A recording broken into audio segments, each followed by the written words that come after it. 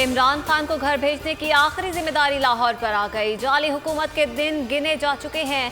13 दिसंबर को लाहौर ही फैसला कर देंगे। मरियम नवाज का शहर में रैली से खिताब, बोली लाहौर बोलता है तो पाकिस्तान बोलता है।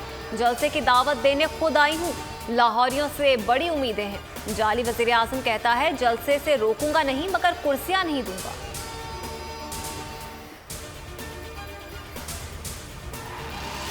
कोरोना SOPs की खिलाफ वर्जी पर कार्रवाई होगी। हुकूमती इकदाम पर मेनोअन अमल दरामद कराया जाएगा। वज़ीर आला की ज़ेर सदारत पंजाब एपिक्स कमेटी इजलास में फैसला। इजलास में core commander Lahore, DG rangers Punjab, सूबाई वज़रा और IG पंजाब समेत आला अफसरान ने भी शिरकत की।